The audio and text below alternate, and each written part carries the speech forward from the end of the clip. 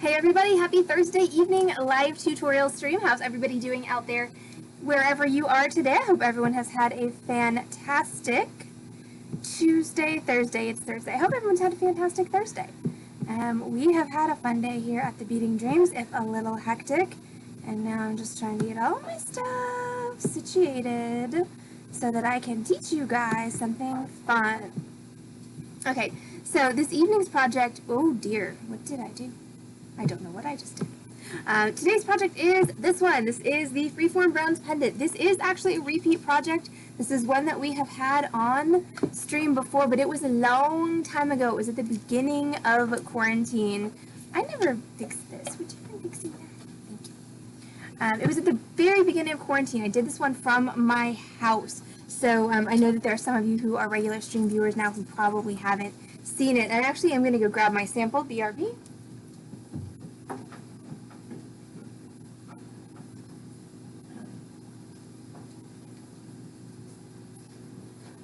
So this is one of those projects where you can definitely play with the scale of it. Obviously, my sample is gigantic, which was on purpose. I wanted a really cool kind of statement piece, but it doesn't have to be this large. The one I'm going to make on stream today is definitely not going to be quite this big. I'm a big fan of circles just because I really can't, thank you, Heather. I really can't sculpt my way out of a paper bag, so circles are easy. And they're easy to make. There's a variety of different tools that exist for the making of circles. So it makes it very simple, but if you have a sculptural bent to your artistic talents, obviously you don't need to feel like you are bound to circles and only circles for the rest of the time just because that's all I can do. So let's talk tools and supplies for this evening's tutorial. All right, this whole piece was done with 12 gauge wire, which I really can't seem to find at all in my bronze wire drawer. I have no idea where the 12 gauge has wandered off to. So we're going to do a combination of 10 gauge for the frame, and then for my little bits in the middle, we're going to do 14 gauge, and then for my prongs, I'm going to do 16 gauge. So you can really play around with the different gauges of wire on this. Don't feel like you, once again, don't feel like you need to be bound to 12 or 10 or 14 or any combination of the above. You just want it to be sturdy enough to be worn. You can, if you so choose, but you don't have to, use a stone. So I have this. Yay! Yay for me having sound on Twitch. That's exciting. So I'm going to be using this amethyst cabochon, but you don't have to use a stone. You can use any stone that you happen to have, or just go with all wire, no stones. Sorry, I'm a little frazzled. It was a frantic day. It was a day, and it was a frantic few moments leading up to the tutorial. Yes, Twitch was not giving me any sound earlier, even though all of my tech was fine. Twitch was not allowing the peoples to hear me. It was a pain in the neck, but it all sorted itself out eventually. So.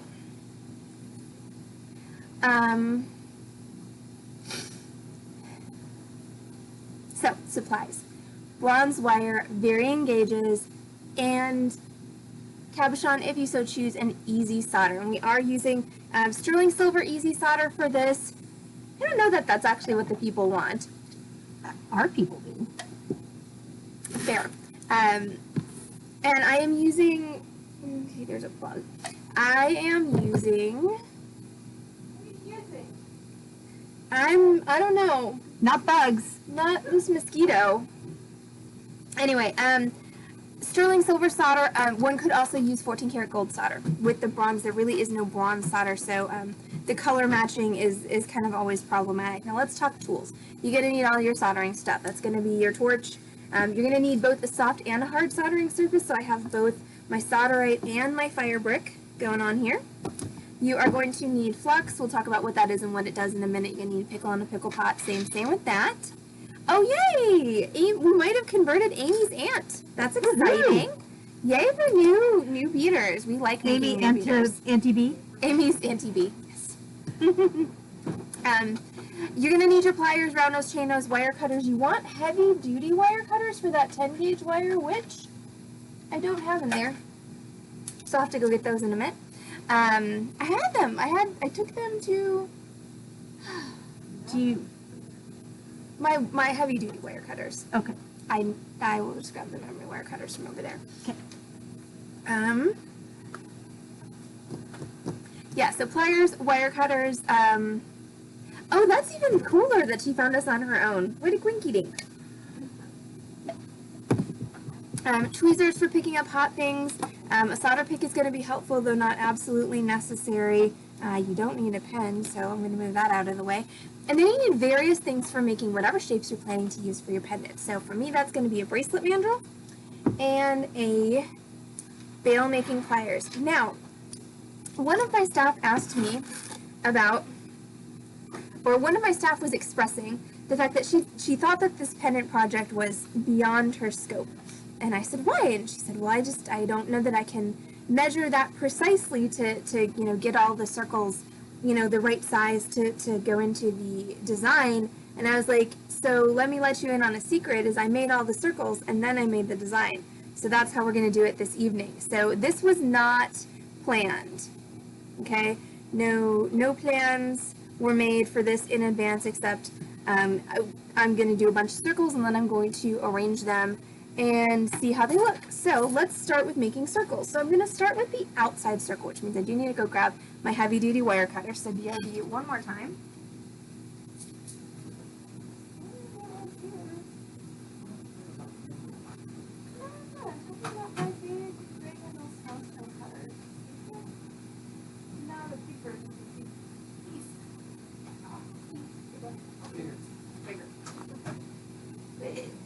Yes.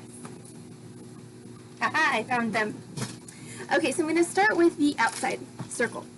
So I'm going to take my 10 gauge wire, which is what I decided I'm going to do my frame with.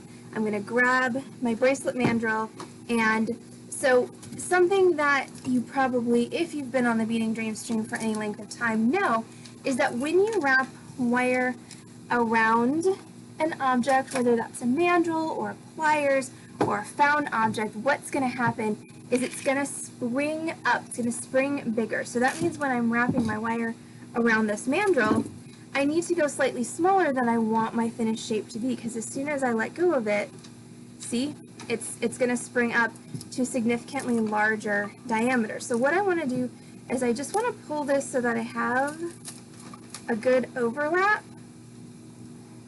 there, so that when I cut this, I can find a place where I've got a good curve on both edges. What I don't want, or what's going to make my life a little bit more difficult, is if I try and cut it on, see this part here where it's kind of straight.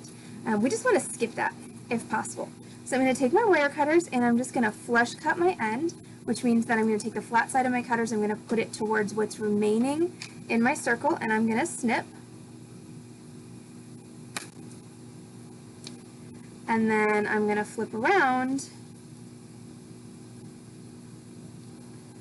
and do the same.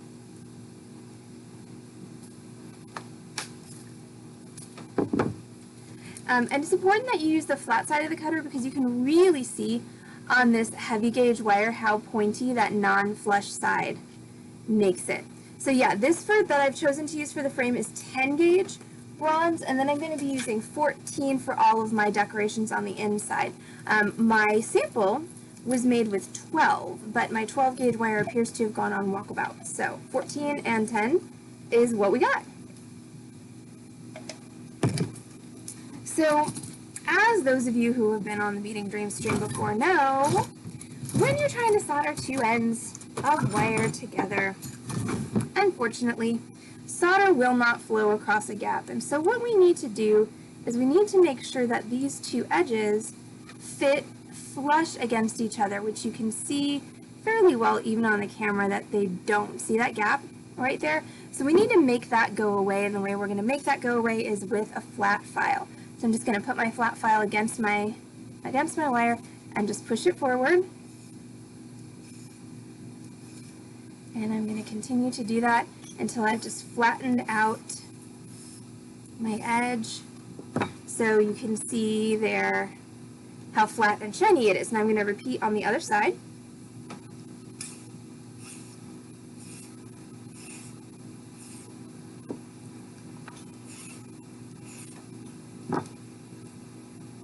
And then I'm going to tension fit,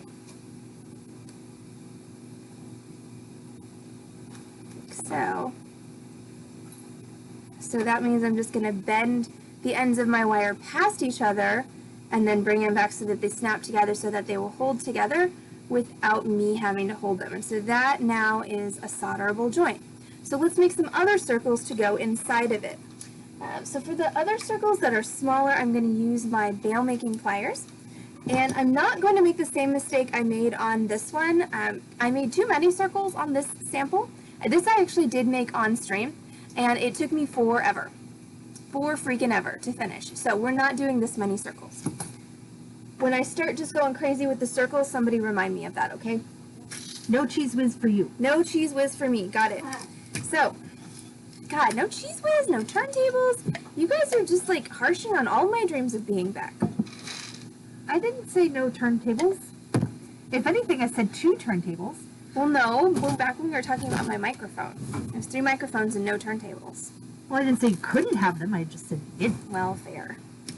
I still think it's not nice. Okay, so now I'm going to make, like I said, circles. Circles, circles, circles. So this is a bail making plier. And these are great for making larger circles. They're also great for making coils.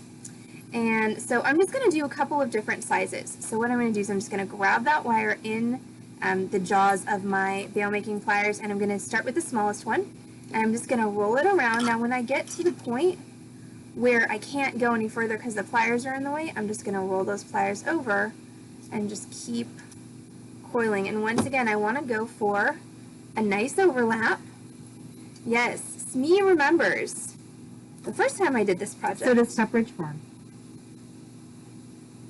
Huh? It was an old ad campaign. Pepperidge Farm remembers. I don't remember that ad campaign. Wow. Interesting.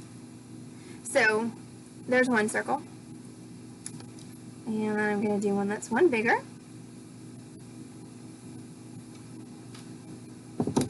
Same thing. I want flush edges. Okay, so since I flushed the other edge, this edge is pointy. See how it's got a point on it there? I want to make that go away.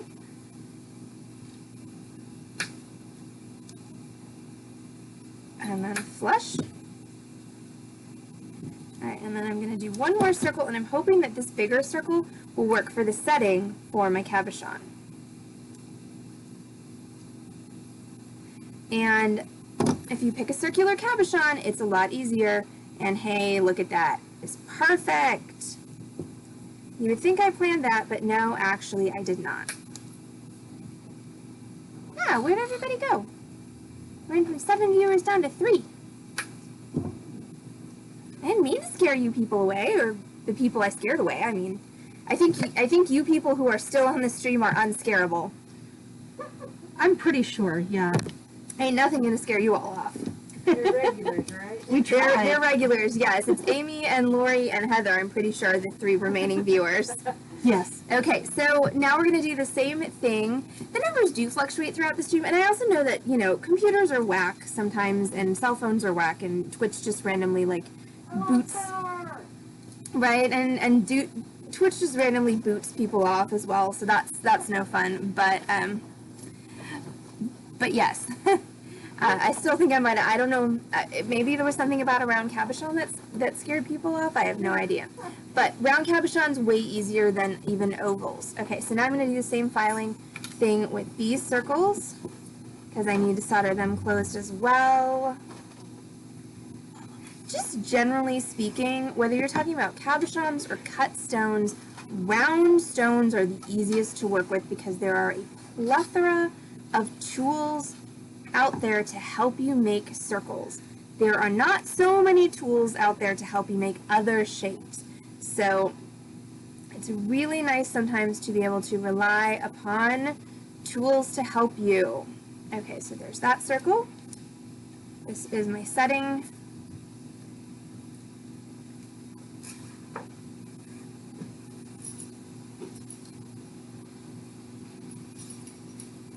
Oh, and I am a rotten liar. You are going to need a little bit of medium solder as well. I just realized for your cabochon setting. So when I was at Scott and Maggie's last weekend with Fiona, their 5-year-old child, I realized I didn't have a pair of earrings for what we were about to do, and so I sat down on the floor of the guest bedroom to make myself a pair of earrings. And she was watching me, and she was very curious, and she's like, are you gonna use these? Are you gonna use these? Are you gonna use these? And I wasn't quite sure what I was gonna do, so I just kind of randomly answered yes, no, yes, whatever. So I know, I remember it wasn't necessarily the most pleasant experience getting up from said floor, but I did obviously make it since I am here to tell the tale. Yes. But so I changed my mind about what I was gonna do, and I said to her, because this is just what I say when I change my mind sometimes, I said, oh, I lied to you. I am gonna use those parts that I said I wasn't gonna use. And she looked at me with these big eyes, and she's like, okay, well, I won't tell Mommy and Daddy because you know that lying in this house is not allowed. So serious. Oh, I love her. So serious. Lost my shit.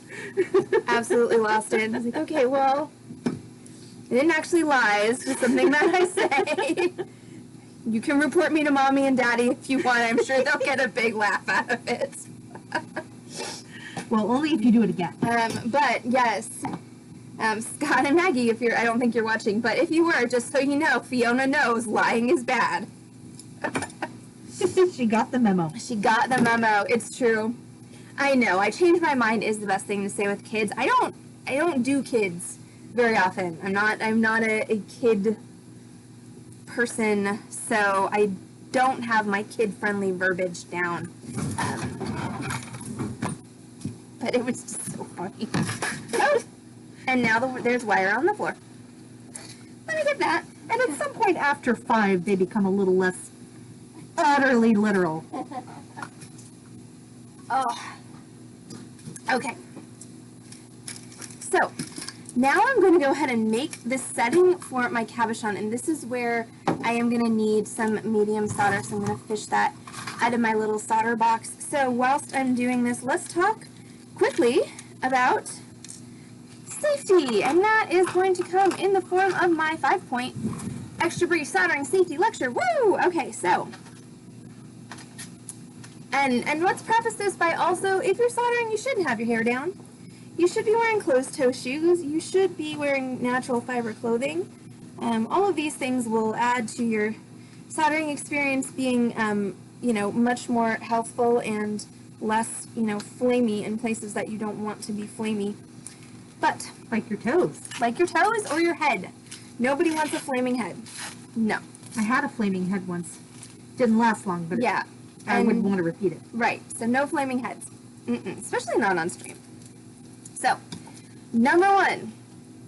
Try to keep 6 to 8 inches of clear space around your soldering area at all times. Obviously, this is a do as I say, not as I do moment, because I have plenty of things that are closer than 6 to 8 inches from where I am soldering, but you should try and keep a zone of 6 to 8 inches around your soldering area in all dimensions that is free of anything that is flammable or meltable.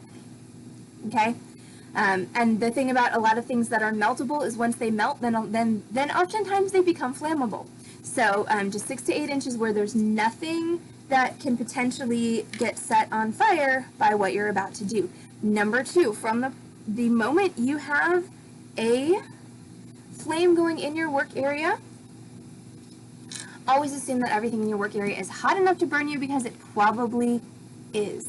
Okay, tweezers are your friend when it comes to picking up hot metal. Number 3, ventilation is important. If you are feeling coughing, hacking, wheezing, or otherwise uncomfortable in the lung area after you've been soldering, you may want to rethink your ventilation situation. And number 4, if you're not actively soldering with your torch, turn it off. The torches are very easy to ignite and very easy to extinguish. There's no reason to keep them going if you're not actively soldering with them. And number 5, make sure you know at all times where your fire extinguisher is. If you're in your own home workspace, you should have it within arm's reach. If you're in a community workspace, make sure you know where it is before you light up the torches. And by the way, I did not preface it, but I will conclude this by saying, of course, I am not a credentialed anything as far as safety goes. There's really absolutely no reason you should listen to me. I'm just some rando on the internet, but I have been teaching soldering for upwards of 10 years, and these are points which continue to raise themselves again and again as far as having a safe soldering workstation at home and staying safe in a community work area as well. And of course, if you are working in a community work area, definitely do your best to obey all posted rules and verbally conveyed rules and regulations from the organizers of your space, because they really are just trying to keep everybody safe. So now that we know how to be safe, let's go ahead and solder. Alright, so I have my circle that is going to be the base of my setting, and it's on my soldering board. And I'm going to take my flux. Also, you shouldn't have open cans of beverages in your soldering area. Another rule I routinely break. No more black and white cats, says Amy. Or no more cats, period. But you're going to lose one whenever Dolly goes with the kids, right? That'll make a space for another black and white kitty cat. Smee may be despairing of ever losing the kids. Well, that's fair. Noted. Okay, so now I'm going to paint flux on my joint. So flux is this white sort of pasty substance, and what it does is it's a protectant. It protects your metal and keeps it from oxidizing so that your solder will flow. And if you don't have flux, if you don't use flux, your soldering isn't going to work, because when your metal gets oxidized, what happens is that oxide forms a barrier. Your solder can't flow through that barrier, which means that your soldering is not going to work. So if you want your soldering to actually happen, you need to use flux. I use a brand called Handy Flux. It's a borax-based paste flux. It's my favorite, but liquid fluxes work great, spray fluxes. There are lots of different fluxes out there, so you can find the one that works best for you. I've got a very small piece of my medium solder, and I put that right next to my joint, and now I'm going to heat until my solder flows.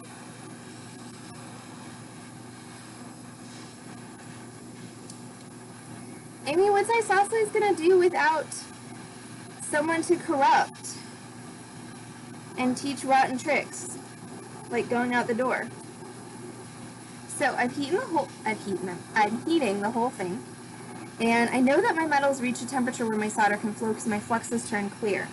I want to make sure that solder is still touching my metal, and then I'm just going to concentrate my heat on that joint until my solder does exactly what it just did. It just pulls back into the joint and solders everything together. Now I'm going to transfer this to my soft soldering surface, and no, I did not sweat the solder, Amy. I just put the solder on the joint and then heated it until it came through. Alright, now I'm going to grab my 16 gauge wire and I'm going to cut 4 pieces to be my prongs. And I'm just going to eyeball those. You want them to be about 1/2 to 3/4 of an inch. We're going to cut those down, but it's a good idea to have some extra. And if I wanted to, I could absolutely mark on a template where these are supposed to go, but I'm going to eyeball it, which is usually a bad idea, but I'm doing it anyway.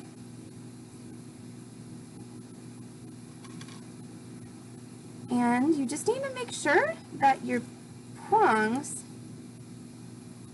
have contact with your frame. Okay, so you need to make sure that frame is actually butting up against your prongs. And note, I am pressing them in with my pliers.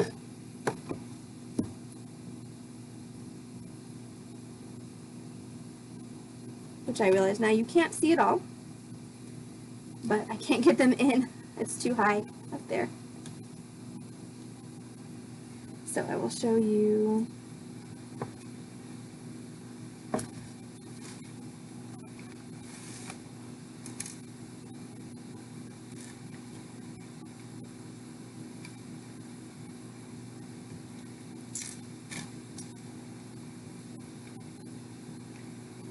Sorry, y'all. I had a super talky client earlier today who I was with for like 2.5 hours. So I'm a little talked out.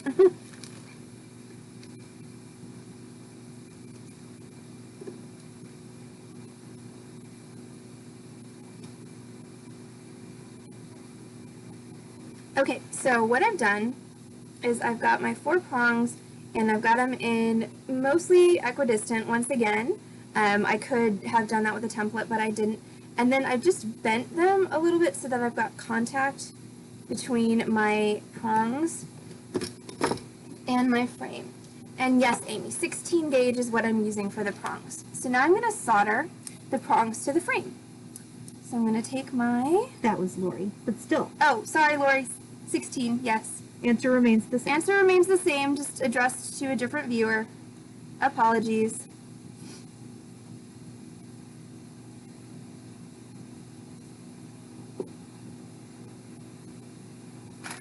And then I'm going to cut 4 more pieces of my medium solder.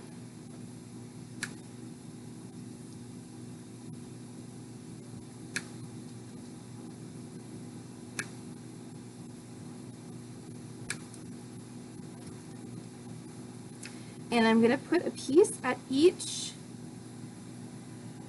joint, right where the prong is touching the frame.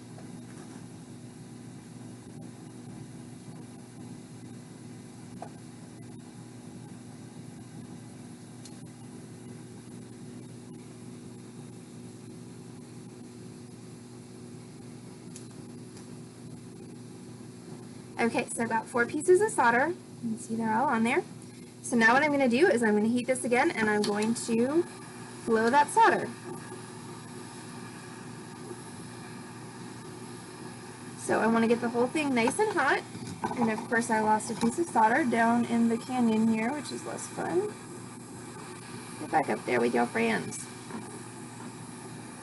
Alright, and then once I've got that heated, I'm just going to concentrate on each joint until that solder flows. And you want to see it flow and really bond the prong together with the frame, okay? If you're not paying attention, sometimes your solder will just flow up your prong, which is not what you need. All right, you really want to make sure that you can see that join happening.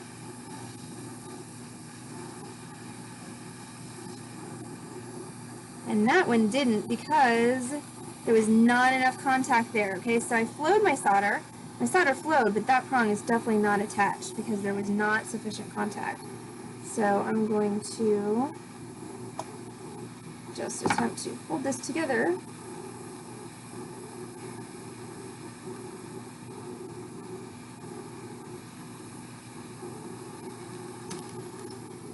Well, that definitely was not the goal there. But sometimes it happens that way. So I'm going to need to cut another prong for that one that I just snapped off, but I'm going to go ahead and solder this one first if I can. There we go. And then this is actually this little nubbin that's left. Soldered my tweezers shut. This little nubbin that's left is actually soldered on here, so I need to get this off. So I just need to heat that until my solder reflows, and I just need to kind of pull that away from my frame. Also, incidentally, unsoldered my tweezers, which is nice. Tweezers are much more useful when, you know, they can open and close. I'm going to pull this one out. Like this is toast now. This is, you know, pretty much just scrap wire. So I'm going to cut another piece of 16 gauge. And I'm just going to shove it right back down in there and try again. So that happens. Sometimes it couldn't hurt to put a little bit more flux on there. And remember, all of this at this point is very, very hot. So don't touch it while you're putting your prong in.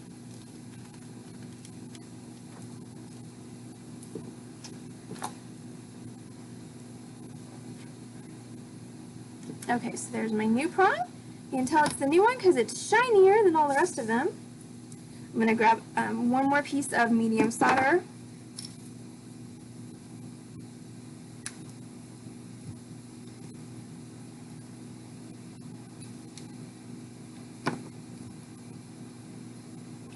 one more piece of medium solder since I just flung that one.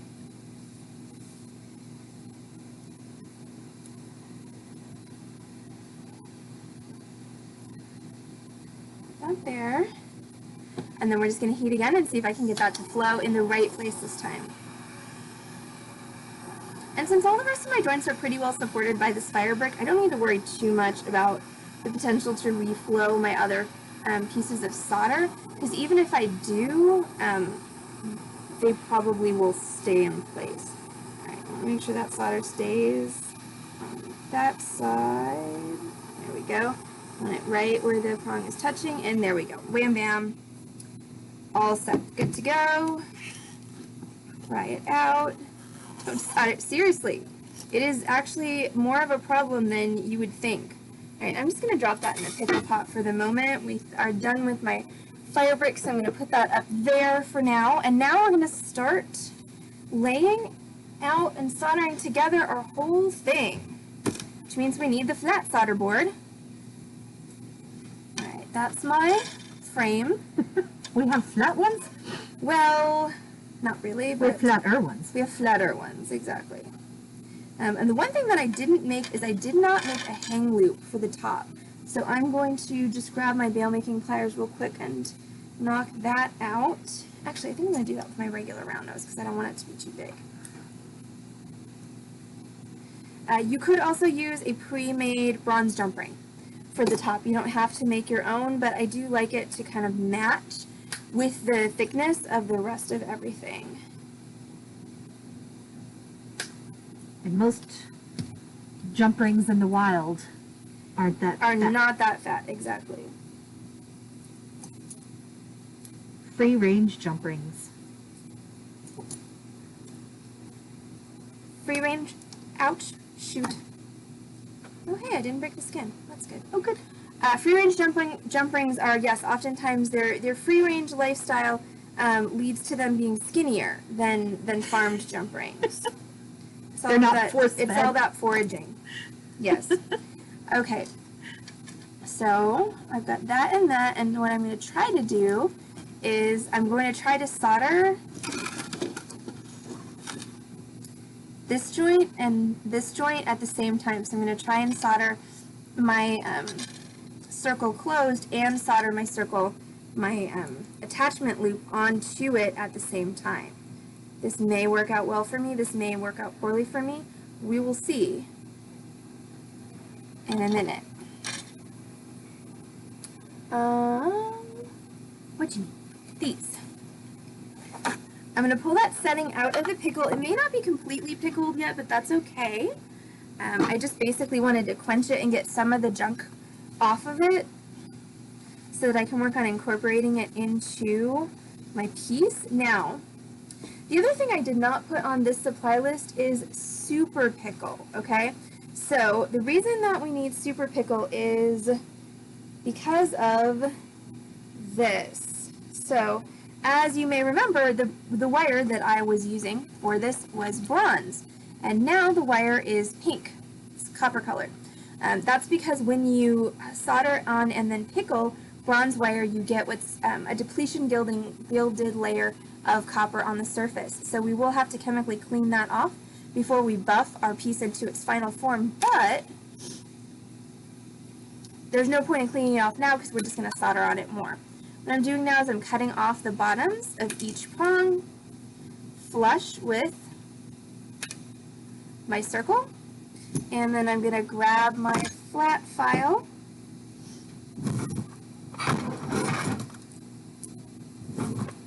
and I'm just going to smooth this down and angle it like so. So I'm going to take my file and I'm just going to file this way to just smooth and angle those prongs as they come into my frame.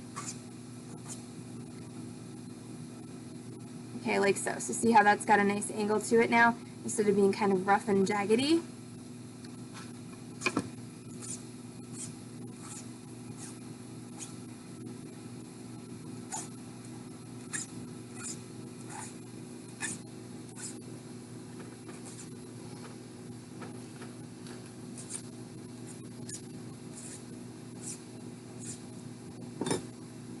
Okay, so now let's continue to lay out this piece. All right, so these are going to go together up here.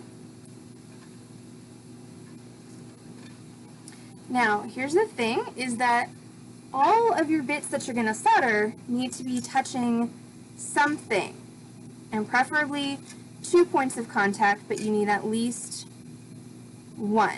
Okay, so this is what I've got. So I've got my my setting is going to get soldered here.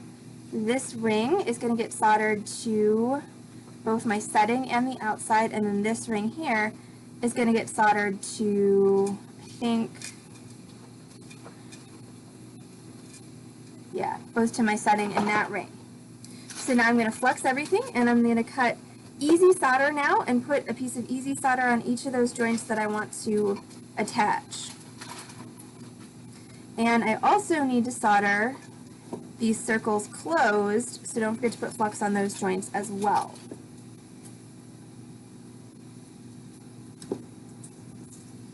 Alright, so what is that? That's going to be 1, 2, 3, 4, 5, 6, 7 pieces of solder. And again, I'm using easy solder at this point because I got a lot of metal going here. So I want to make sure that I don't have too much trouble getting that to flow. Now if I do have trouble getting that to flow, I can go down to extra easy solder.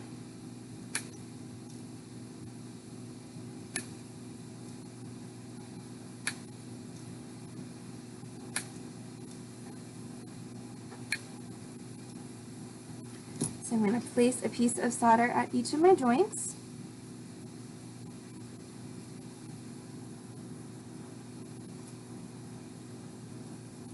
And this is why I use medium solder to solder my whole setting here, so that when I'm soldering all of this with the easy solder, hopefully the chances that I am going to reflow my solder and mess up my joints is minimal. Alright, everything is placed. Light the torch. Here we go.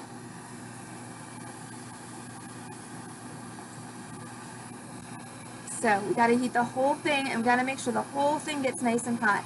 Again, this is where that handy flux comes in handy, because it clears. It turns clear when your metals reach the point where your solder can flow. And when you've got this much metal, it's really important to know that you're putting enough heat into it. Now, sometimes your solder will jump off of your metal, like this piece did, just as a reaction to the heat. So if it does that, you can just use your tweezers to plop it back on there.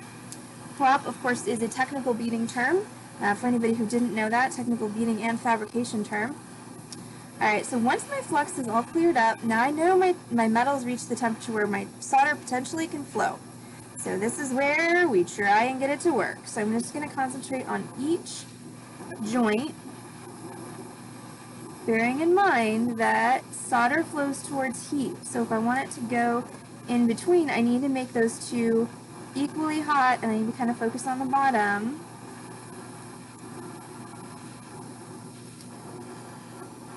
And if your solder won't flow, that's an indicator that you didn't heat enough, that you need to heat everything a little bit more.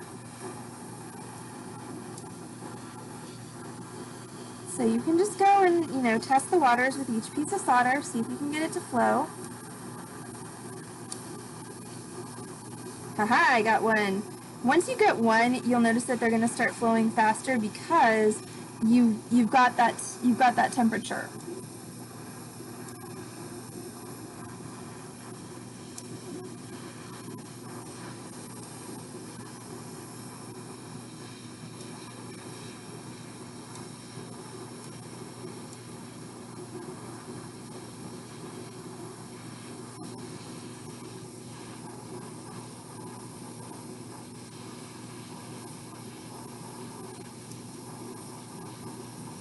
Aha! Success! Alright, so now I'm going to go for this one. Now, since my piece isn't completely flat on my board, what I'm going to do is I just need to press it down a little bit with my tweezers as soon as I get it to release a bit from my board, so that, once again, I have that contact that I need.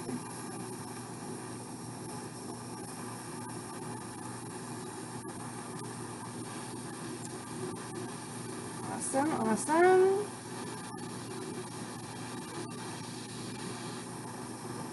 Alright, so I successfully soldered this together, which is great. I did not successfully solder my ring on. I think I need a little bit more solder for that, so I'm going to turn off my torch, and I'm going to evaluate. So, I didn't get these two soldered together, so I am going to go ahead and just try and redo that joint. And once again, they just shifted so that there wasn't contact.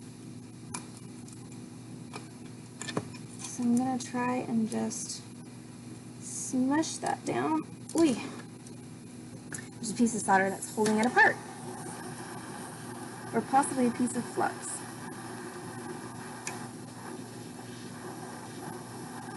Piece of There we go. stuff. Piece of something with 4 letters. There we go. Alright, so I got that to solder together. So now the only thing left is my ring. So I'm going to grab one more piece of my medium solder, and I want a nice, my easy solder. I want a nice big one. Except I need to figure out where I put my easy solder. There it is. It's underneath all the cutters. Well, that's a silly spot. Agreed.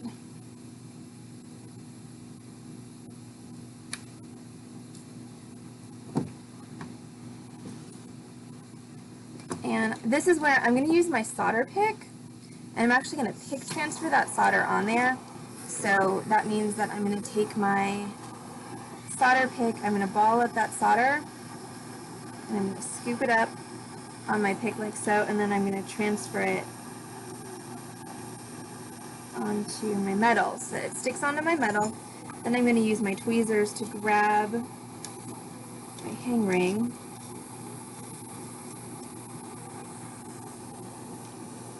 I'm going to smack my camera, because of course that's necessary. And then I'm just going to hold that with my tweezers so that it's touching my frame.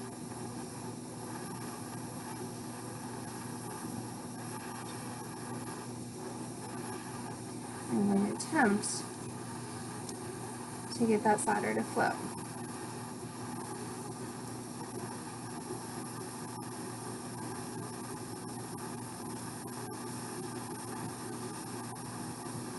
Alright, bingo.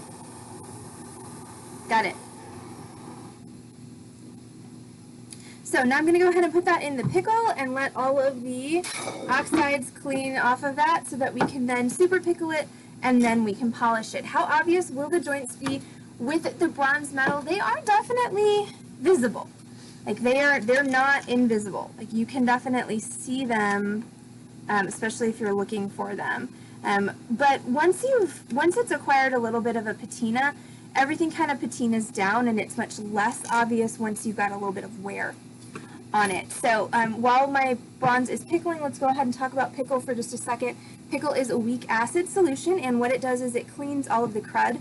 Crud being the general term for flux residue, for oxide, for all of those things that are not very pretty. It cleans all that off of your metal so you can polish it and make it look pretty. And after the pickle, we are going to use super pickle. So super pickle is going to be our chemical stripping of that copper depletion gilding that's going to turn our metal back to its native yellow color. So my metal is pickled, and it looks like this. Okay, so all of the oxides and the fire scales and everything are gone off of it, but it's pink.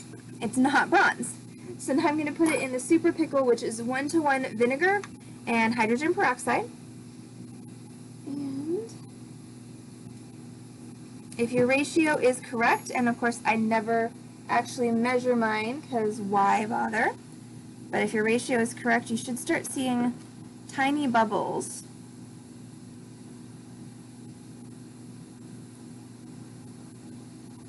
I hear that's a song. I hear that's a song too.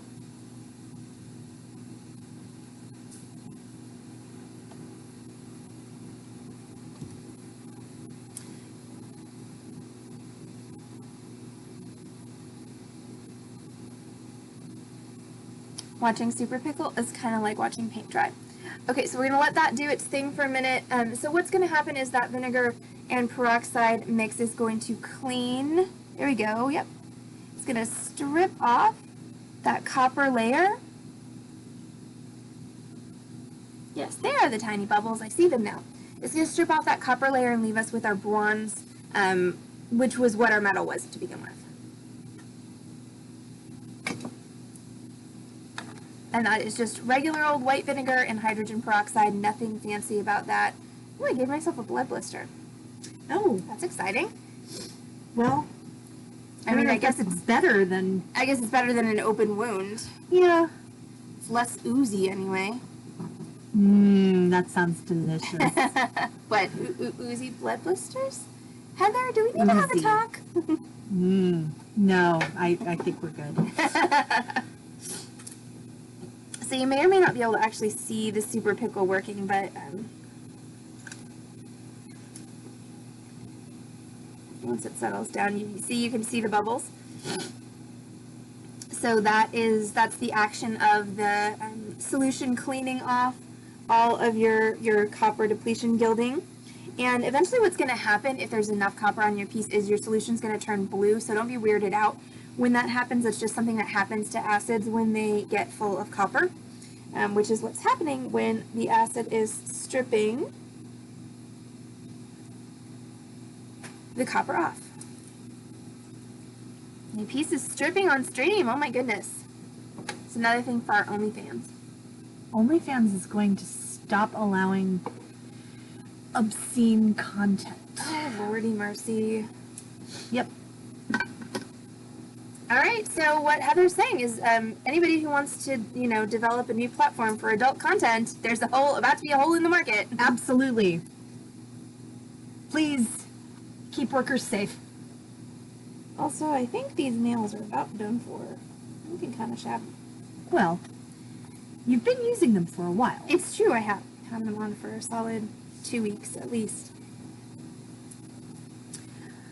Okay, so basically what we would do if I weren't trying to, get off stream on a reasonable time is I would leave this until the entire piece is cleaned of its copper and back to its native yellow color. But I'm going to go ahead and pull it out at this point. So I haven't quite completed the super pickling process, but just for the sake of time, we're going to pretend that I have.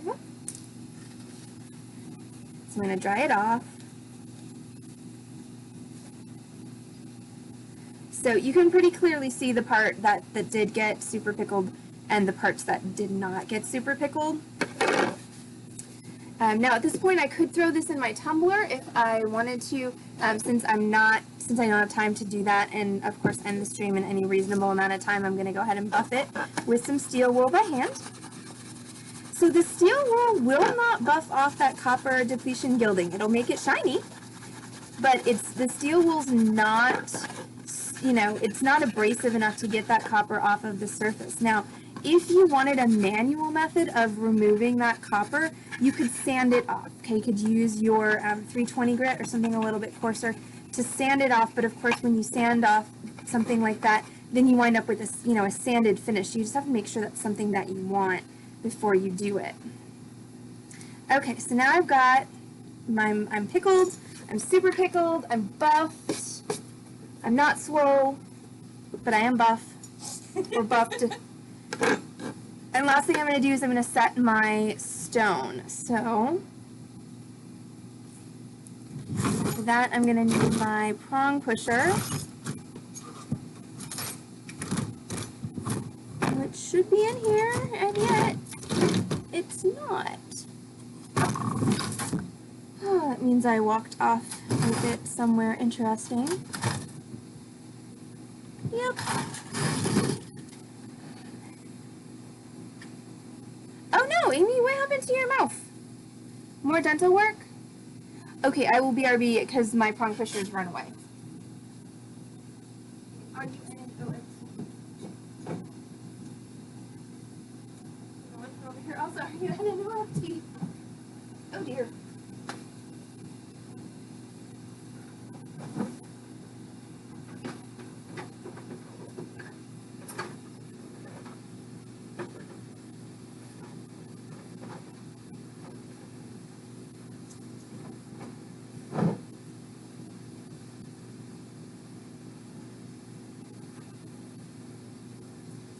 Aha, found one. Woo, success! Oh my god. Oh, Amy, I'm so sorry. That sucks. When I had my wisdom teeth out, it was my first real dental procedure in my life. I'd never had a cavity, never had a tooth pulled, never had anything like that, and I was so nervous that they gave me all of the Novocaine ever. They gave me so much Novocaine that I didn't even realize they took the 4th tooth out.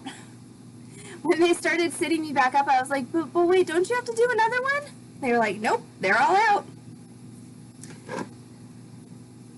Oh, poor Amy, I'm so sorry.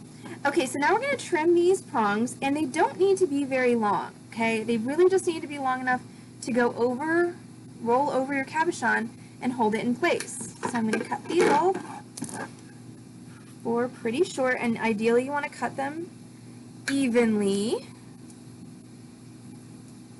And once you cut one, you can, if your cabochon is level like mine is, once you cut one, you can take your cabochon out because they should all be the same length. And then I'm going to do that same thing with my file where I'm going to file up and make an angle. And that just makes a nicer transition from the prong to the stone.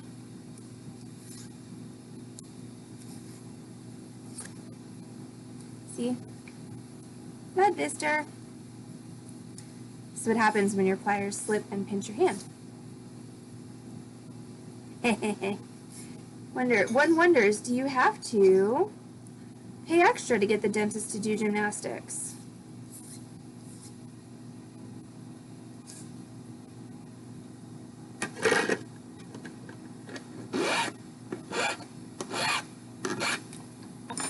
Okay, so now I've angled all of those, and now it's time to set my stone. So I'm just going to drop my stone in there and take my prong pusher, and I'm just going to take my prongs and just lay them down over the stone. So just push them down, and it's never a bad idea to go in opposition, so I'm going to go to this one on the opposite side. And then, sorry, I can't get enough leverage with the camera in the way. Yeah. Alright, there's that one, and then last one, and there you go. So that's very, very, very bright. Sorry about that, y'all, but that's our Freeform bronze pendant. So, okay, so things I could have done better. I definitely could have aligned this better. What I can do, though, is I can take a half round file up there, and I can file that down a little bit so it's not quite so obvious. Also, you can tell I was struggling a bit with the loop because it's a little bit off center.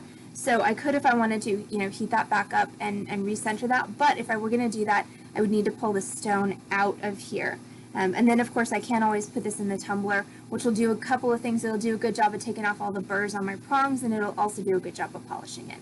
So thank you all so much for hanging out for our Torch Thursday stream on the Beating Dreams channel. This is our Freeform bronze pendant. So for anybody out there who doesn't know me, I'm Allison from Beating Dreams in Dallas, Texas. We are an actual brick and mortar retail bead store. Thanks, Lori. And we are here on Lovers Lane in Dallas, Texas. We have physical premises, and we are here to feed your need to bead 6 days a week. We're here Monday through Saturday from 1 p.m. until 6 p.m. If you are not local in Dallas, Amy, it's an amethyst. It's a very pale amethyst. If you're not local in Dallas, you can find us on this channel, twitch.tv/beatingdream, 5 times a week with complimentary tutorial streams. We do stream Wednesday, Thursday, Friday, and Saturday at 6 p.m. Central Time, plus a bonus tutorial stream Thursdays at noon, and live merchandise sales every Wednesday and every Saturday at 7:30 p.m. So tomorrow is our Freeform Friday stream. I'm going to attempt an Anthony Knack style pendant using chain and a cabochon. Anthony Knack, for anybody who's not familiar, is a jewelry line that was popular in the early 2000s, back when I was just a bitty baby beginning beater. And I've always wondered if I could recreate one of those designs at this point in my career with my current skill level. So we're going to try that tomorrow night. It may be fun. Well, no, it may be a success. It may be a failure. It's guaranteed to be fun. So tune in tomorrow night on the same channel, twitch.tv/Beating Dream at 6 p.m. Central Time to see me try that Freeform Friday project. If we're not going to see you tomorrow, don't forget we've got another complimentary tutorial on Saturday. For this one, this is our bun bling. And that's going to be a fun tutorial as well. That's Saturday at 6 p.m. So, thank you. Hold on. All right, thank you all for hanging out on the Beating Dreams stream. Thank you for supporting small businesses in general. And of course, thank you for supporting this small business in particular. Everyone have a great Thursday night, and we'll see you all back on this channel, twitch.tv/Beating Dream tomorrow.